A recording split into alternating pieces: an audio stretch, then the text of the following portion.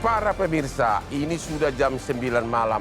Nanti bahkan sampai jam 12 malam, Hotman masih tetap semangat bekerja.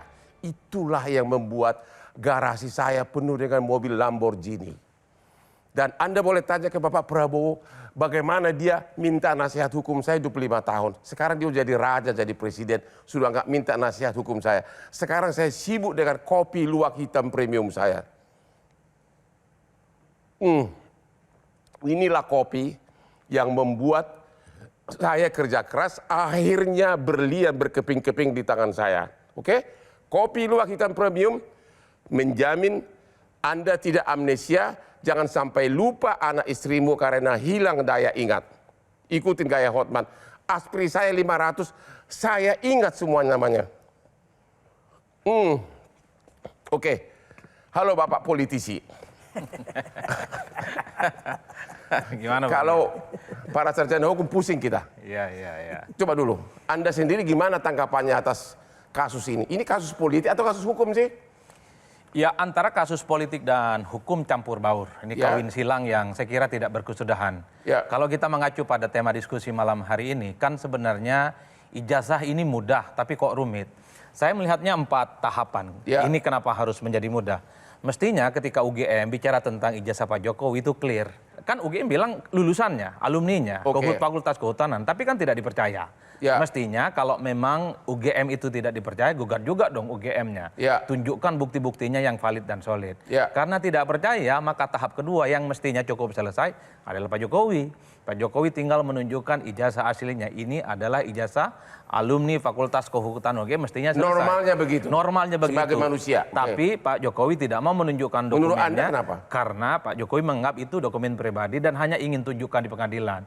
Ini adalah tahap kedua yang rumit. Untuk menyelesaikan tahap ini, Bang, maka masuk ke tahap yang ketiga, yaitu tahap tentang pengadilan. Kan sudah, ini naik selangkah terkait dengan ijazah. Tapi kan orang sudah tersangka dulu. Kan syukur belum ditahan. Kan ini sudah menjadi barang. Itu yang saya sebut sebagai langkah lebih maju karena sudah menetapkan ada sejumlah tersangka terkait dengan ijazah ini. Maka satu-satunya pembuktian untuk mengklirkan persoalan ini adalah soal hukum. Tinggal nanti dibuktikan apakah pengacara Bang Roy Suryo, pengacaranya Pak Jokowi akan tempur nih, adu data, adu fakta, ada argumen dan terusnya. Siapapun yang kalah dan menang pasti ada kontroversi dan kegaduhan. Kalau ini terus terjadi, maka ada langkah yang keempat, Bang. Amnesti atau abolisi dari presiden selesai seperti yang sudah-sudah. Karena untuk menyelesaikan persoalan ini, menghentikan kegaduhan. Jadi artinya kalaupun akhirnya nanti terbukti ada palsu, masih ada pintu penyelamatan yaitu amnesti abolisi, begitu? Kan kita mendengarkan amnesti dan abolisi beberapa waktu yang lalu alasannya rekonsiliasi. Alasannya politis, alasannya untuk menghentikan suasana kegaduhan dan kontroversi yang ada. Itu paling ujung. Yang hari ini paling ditunggu oleh publik itu adalah soal siapa yang sebenarnya paling kuat nih, kubunya Roy Suryo atau Pak Jokowi terkait dengan adu ijazah yang saat ini sedang ada di pihak kepolisian. Tapi di luar itu sebenarnya, ini kan momentum katanya di tahun 2026 Undang-Undang Pemilu akan dibahas oleh DPR sama pemerintah. Kalau boleh kita usul Bang Hotman, ini kan Bang Hotman banyak sekali yang nonton.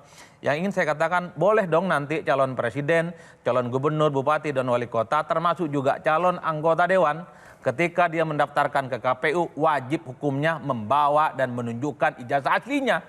Karena per hari ini, yang diterima oleh KPU hanya fotokopi ijazah, cukup legalisir atau surat keterangan lulus. Ini momentum untuk memperbaiki sebenarnya, Pak. Drama ijazah Jokowi ini, menurut Anda masih diminati oleh publik, masih dianggap bagian dari entertainment, hiburan, atau apa ini? Atau penasaran pengen tahu akhirnya? Kalau saya melihat ada curiosity namanya. Ada rasa keinginin tahuan dari publik. Sebenarnya siapa yang paling benar? Kubunya Pak Jokowi atau kubunya Pak Roy Suryo?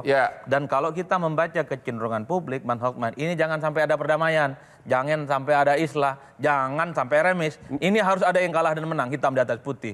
Karena kasusnya sudah berlangsung lama, hampir setahun dan hampir menenggelamkan isu-isu yang lainnya. Seimbang nggak sih yang berlawanan ini? Roy Suryo tidak didukung oleh partai politik manapun. Sedangkan Anda tahu background dari Jokowi sampai hari ini masih super kuat. Anda sebagai politisi, kira-kira pertandingan ini bakal dimenangkan oleh siapa? Dari segi politik. Per hari ini masih 50-50. 50-50. 50-50 itu artinya 60-40. Itu 50-50 versi Madura, Bang. Oke, Jadi, Pak, Bung Denny, halo, masih ada? Iya, Bang Hotman. Menurut analisa saudara, tadi dia bilang skors masih 50-50 kekuatan. Sementara Roy Suryo tidak punya background partai politik, sedangkan Pak Jokowi semua lini masih dia punya koneksi. Menurut Anda bagaimana? Apakah bakal 50-50, bakal kalah timnya Roy Suryo? Kita tidak ada keraguan untuk terus berjuang. Justru itu sebabnya kita menganggap ini adalah bagian dari kriminalisasi. Salah satunya ketika kita berhadapan dengan kekuasaan. Jadi memang kalau pendekatannya hanya pendekatan pidana, pembuktian, persidangan, maka kita mungkin akan terjebak pada apakah betul akan hadir keadilan begitu. Jadi kalau kita hanya melihat bahwa bisa diselesaikan melalui proses pidana saja, pembuktian saja, maka kita terjebak pada persoalan sejauh mana penegakan hukum apa yang kita membuat memang saudara, tim menghadirkan keadilan. apa yang membuat tim saudara masih yakin bahwa tuduhan pemalsuan itu bakal terbukti? Sebagai upaya kita harus yakin bahwa ini adalah proses penegakan hukum yang harusnya kita hormati. Idealitanya kan begitu. Maju terus begitu ya, maju terus ya. Tentu kita harus maju terus karena yang kita hadapi adalah kepalsuan-kepalsuan. Bagaimana Anda bisa mengatakan ini tidak membelah masyarakat misalnya? Presiden Jokowi itu satu-satunya presiden yang ketika mencalonkan diri punya relawan, itu wajar, kompetisi. Ketika masih menjadi presiden masih punya relawan, artinya membelah rakyatnya antara relawan dan tidak. Setelah menjadi presiden masih punya Jokowi mania juga. Oke, ini kan memang presiden yang merawat rakyatnya terbelah. Pak Andi Asrul mengatakan tim kuasa hukum kalian itu salah strategi. Boleh nggak intinya? Kenapa Anda sebutkan bahwa tim kuasanya Pak Suryo itu salah? Di mana salahnya? Ini artis hukum ya? Ya. Kalau saya lihat sebetulnya yang terbaik mereka lakukan ini, awalnya mereka meminta informasi dulu ya, melalui pusat informasi. Ya. Itu tidak dilakukan apa? Ini harusnya masuk dulu ke KIP nih, Komisi Informasi Pusat, ya kan, atau Komisi per daerah. Kalau mereka tidak puas dengan jawaban dan putusan KIP, mereka petuntunkan. Tapi butuhnya 2 tahun lagi dong. Ya kan mau perpanjang nih, rumit atau perpanjang, ya kan kayak gitu kan ini. Oh begitu. Tetapi yang buat saya kita harus percaya pada alur hukum ya, kalau menurut saya, karena mereka sudah menggugat, kemudian melaporkan, jadi ikuti aja alur hukum ini, ya kan. Kalau sampai polisi sidang, ya kan, kalau memang toh tidak bisa dibuktikan, gugur perkaranya. Tapi kalau bisa dibuktikan, ya masuk dong. Kan logika hukumnya pakai gitu, apalagi sebagai lawyer kan, kita pakai ini logika hukum yang sederhana. Pak Asmi, saya berbeda. Anda yakin bakal terbukti di persidangan? Saya tadi mengebantah pendapat beliau ya, caranya kalau tadi kan sekalipun tadi ada KIP jadi katakanlah jadi tiket pertama menurut pendapat beliau tadi, tapi dalam rejim informasi publik begitu ada KUHAP atau hukum pidana karena dia publik, begitu ada laporan pidana, naik dong Bang. Tidak lagi menjadi dokumen yang dikecualikan absolut. Rekening bank aja begitu ada laporan polisi bisa muncul. Benar. Gitu loh. Jadi serahasia apa gitu loh. Jadi bisa saja jalan juga seiring berdua. KIP monggo jalan, tapi begitu ada laporan polisi ini harus menjadi satu transparansi proses yang harusnya lebih terukur. Apalagi status figur publik, Pak Jokowi sebagai presiden. Jadi bukan menghilangkan mekanisme hukum acara yang memang sudah ada. Tapi justru menaikkan prosedural dari kepolisian, dokumen yang dikecualikan tadi tidak otomatis dikecualikan dalam proses pidana. Artinya penyidik berhak menyita atau meminta bukti asli tanpa melalui komisi KIP apa? Ya, awalnya kan mereka nih harusnya mendapatkan informasi berjuang di tahap awal di KIP. Ya perjuangan awal ya, perjuangan awal. Setelah itu barangkali meningkat kalau tidak puas ke PT UN, ya kan? Kemudian gugatan kelamaan keburu pemilu 2029, Pak. Cuman kan yang mau disasar ini adalah isunya kan, penggelembungan isunya. Dan menurut saya gini loh, ya kita tunggu pengadilan aja. Kalau memang toh ini kan tidak puas di pemerintah tingkat kepolisian kan, kita tunggu di pengadilan. Kalau di pengadilan tidak terbukti misalnya tidak bisa dibuktikan ada ijazah, selesai urusannya. Ya kan? Menurut Bapak setuju juga bahwa bukti ijazah asli mutlak harus nongol di pengadilan. Akan dibuktikan di pengadilan. Enggak, itu adalah salah satu surat, itu adalah salah satu bukti pemalsuan. Standarnya kan bahwa ini kan tuduhnya palsu atau tidak palsu. Harus ya kan? ada asli. Harus ada aslinya untuk mengatakan ini apa namanya perkaranya modelnya kayak gimana. Ya kan kalau ada aslinya ditunjukkan selesai urusannya. Kayak Suryo misalnya terkena hukum ya. Atau terjadi perdamaian.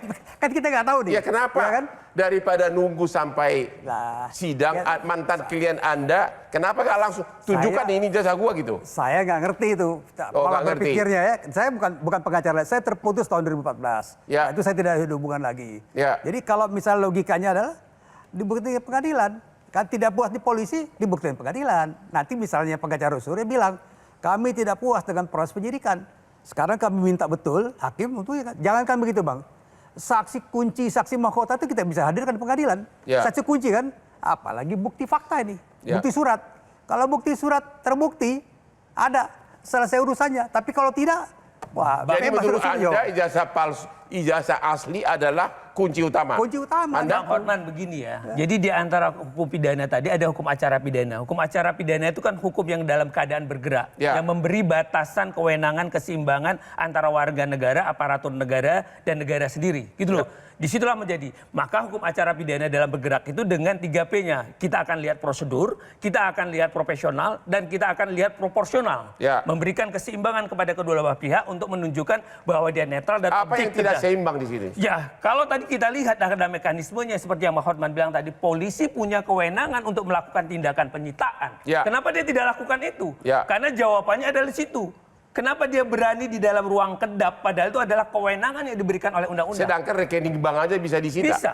Itu loh Bang Hotman. Ini yang menurut kita jadi tanda tanya, padahal sistem peradilan pidana itu adalah serangkaian daripada bekerjanya aparatur hukum yang sinergis dari polisi, jaksa sampai peradilan.